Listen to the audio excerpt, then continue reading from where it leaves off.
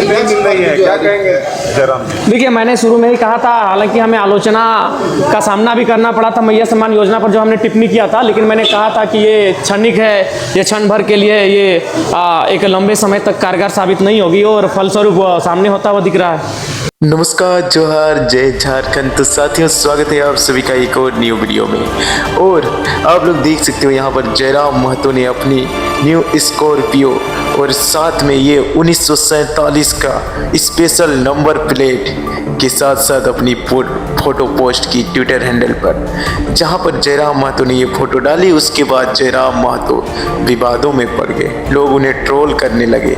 और इसी बात को लेकर जयराम महतो ने कहा कि ये जो स्कॉर्पियो है ये मैंने किस्तों में खरीदी है, और उन लोगों का धन्यवाद जिन्होंने मुझे ट्रोल किया, क्योंकि उसके ट्रोल के कारण से मुझे अब ये इन स्कॉर्पियो की किस्त भी भरनी नहीं पड़ रही है, क्योंकि लोग इसमें इस स्कॉर्पियो की किस्त भरने में मदद कर रहे हैं। वे लोगों के ट्रोल करने के कारण ही लोगों को पता चला कि मैंने ये गाड़ी किस्तों में खरीदी है, और अब लोग मदद करने के लिए आगे आ रहे हैं। वहीं जयराम महतो ने कहा कि उनको अपनी जो विधायक का सैलरी होती है वो आ चुकी है, और वो उसके 75% डोनेट करेंगे, ये भी जयराम महतो ने कहा। आगे जयराम महतो ने ये भी कहा, जो आवास मिलता है, जो विधायकों को आवास मिलता है, वो आवास भी जयराम महतो लेंगे, क्योंकि हर एक सरकारी सुविधा जयराम महतो लेंगे, और उसमें जो उसके क्षेत्रों के 10-15 बच्चे हैं उसको रहने के लिए देंगे। जो पढ़ने वाले लिखने वाले छात्र, उनको वो आवास देने की बात कही है।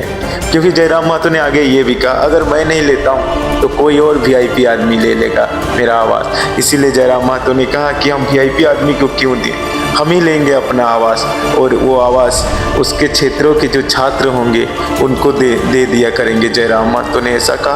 और झारखंड विधानसभा का सष्टम विधानसभा का द्वितीय बजट का सत्र शुरू हो चुका है विधानसभा में, जिसके बारे में भी हम लोग आगे बातचीत करेंगे। शाम तक उसकी वीडियो भी आएगी, और आप लोग अभी देखो विधानसभा में जाने से पहले जयराम महतो ने क्या कहा, आप लोग खुद ही इस वीडियो में देख लो। प्रेस कॉन्फ्रेंस में जयराम महतो ने क्या कहा है के कारण ही आज इस प्रकार के मामले सामने आ रहे हैं कि अब 10वीं के बच्चों का भी पेपर लीक हो रहा है। काफ़ी बच्चों ने हमें फ़ोन किया, वो काफ़ी डिप्रेस्ड हो चुके हैं, वो बार बार यही सवाल कर रहे हैं, भैया क्या होगा हम लोग का फ्यूचर। तो सरकार कहीं ना कहीं जो आम जनता है, आम जनता के जो बच्चे हैं, उनके भविष्य को लेकर गंभीर नहीं है। वो केवल और केवल जो बड़े लोग हैं उनके फैमिली को लेकर, उनकी सुख सुविधा को लेकर गंभीर है, जिस कारण आज ये 10वीं की परीक्षा में पेपर लीक होना उसी का परिणाम है।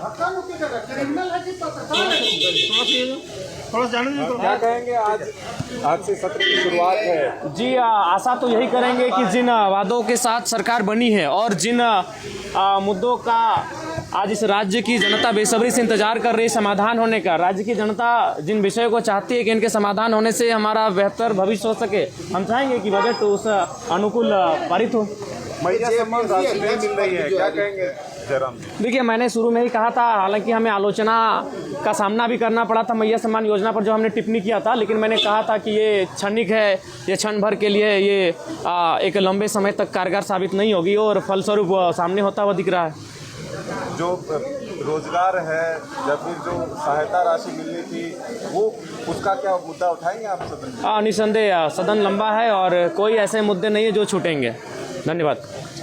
राज्य स्तरीय हैं, कुलांचल स्तरीय हैं, जिला स्तरीय हैं, और जैसे ही हमें अवसर मिलेगा उन विषयों पर वार्तालाप होगी, उन विषयों पर चर्चा होगी, और उन समस्याओं का निदान करने के लिए सरकार पर प्रेशर बनेगा। पेपर लीक का मामला किस तरीके से? देखिए करिश्मा जी, पेपर लीक का मामला बिल्कुल जघन्य अपराध है। जिन लोगों ने भी इस कृत्य को अंजाम दिया है, सरकार उन पर गंभीर होकर कार्रवाई करे, क्योंकि अगर ऐसा नहीं होता है तो जो आम व्यक्ति है उनका इस जो व्यवस्था है, जो सिस्टम है, उस पर विश्वास टूटेगा, और वो ये मान के चलेंगे कि एक आम व्यक्ति का जीवन की सुरक्षा किसी के का उसके दायित्व किन्हीं का नहीं, उनकी जिम्मेदारी किन्हीं की नहीं है। जयराम जी, आप कितने गंभीर हैं इन मुद्दों को लेकर के? जी बिल्कुल, जयराम जी का क्या स्टैंड है, क्या गंभीर मुद्दे हैं, क्योंकि जो पढ़ने वाले स्कूल कॉलेज के छात्र हैं, इस राज्य की भविष्य, इस देश की भविष्य हैं, और उनके भविष्य के साथ अगर खिलवाड़ होगा तो निसंदेह ये गंभीर मुद्दे हैं, इन पर गंभीर चर्चाएं होनी चाहिए। अध्यक्ष की नियुक्ति अभी तक नहीं हो पाई है। स्ट्रैटेजी के साथ पहुंचा है, आपकी क्या स्ट्रैटेजी है? देखिए, हमारी स्ट्रेटजी यही है कि बजट सत्र के माध्यम से इस राज्य को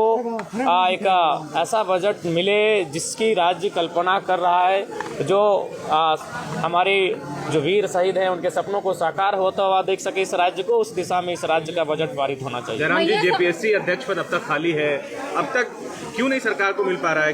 देखिए इसके देरी पीछे क्यों हो रही है इतनी? क्या कोई लग रहा है? कारण होगा, जो कोई विशेष कारण होगा।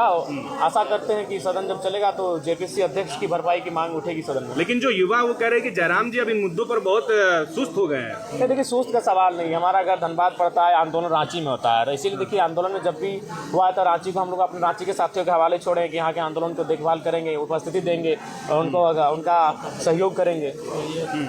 मैया सम्मान योजना की राशि जो है वो नहीं मिल पा रही है लाभुकों के। देखिए आप बिल्कुल, और शायद सुनने में आया कि बैंक का भी हस्तांतरण किया गया है, किसी दूसरे बैंक में इसे शिफ्ट किया गया है। उसके भी बहुत सारे कुछ ना कुछ कह सकते हैं कुछ ऐसी घटना विषय हैं उनका कहीं ना कहीं मैंने पहले भी कहा था कि ये योजनाएं लंबे समय तक नहीं चलेंगी और फलस्वरूप वो होता हुआ दिख रहा है।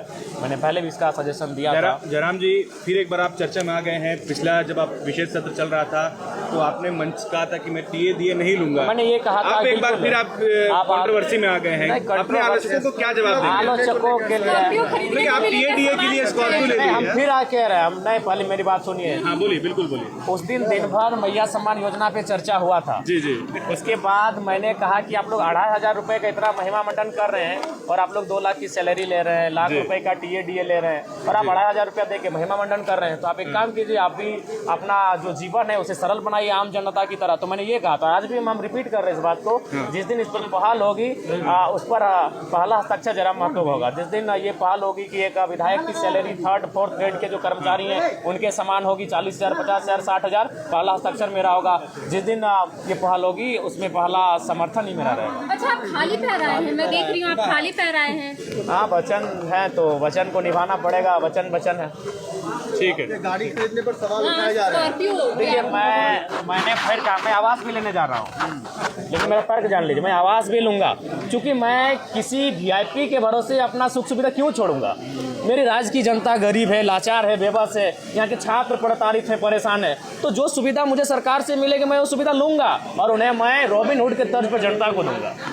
बिल्कुल, मैं आवास की भी सुविधा लूंगा। नहीं, हम नहीं लेते, लेकिन उस सुविधा को अगर हम आवास नहीं लेते, वो आवास कोई ना कोई सरकार का आदमी रख लेगा, कोई वीआईपी पर्सन रख लेगा। देखिए रहे मंत्री लोग 2-2 जगह का रखे हैं, पुराना आवास भी रखे हैं और नया आवास भी रखे हैं। जो विधायक हार के गए वो आवास नहीं छोड़ रहे हैं। तो मेरा कहना है कि जो आवास मुझे अलॉटमेंट होगा वो किसी वीआईपी पर्सन क्यों होगा, इसलिए मैं वो आवास लूंगा। बिल्कुल आज मीडिया के सामने कह रहा हूँ और वो मैं अपने क्षेत्र से आने वाले 10-15 विद्यार्थियों को अलॉटमेंट कर दूंगा, वो रहेंगे, पढ़ाई करेंगे। नहीं, मुकर नहीं रहे, ये मुकरना नहीं कहते। नहीं, आपने बड़ी बात कही कि आप विद्यार्थियों को हाँ, अलॉट कर देंगे। बिल्कुल आप अमल करेंगे इस पर? बिल्कुल अमल करेंगे। मैं मुकर नहीं रहा हूँ, मैं कह रहा हूँ कि अभी देख रहे हैं मंत्री लोग 2-2 आवास लेके बैठा है भैया, कहीं उनको कोई कमी है, इतनी सुख सुविधा है। तो मैं अगर आवास ना लूँ तो किसी के हिस्से में चला जाएगा और किसी राजा के हिस्से में जाएगा, जबकि हमारी जनता गरीब है। तो मैं लेकर स्टूडेंट के बीच लेके जाऊंगा। आप आए तो इंटरव्यू लेने मेरे आवास में आ जाए। धन्यवाद।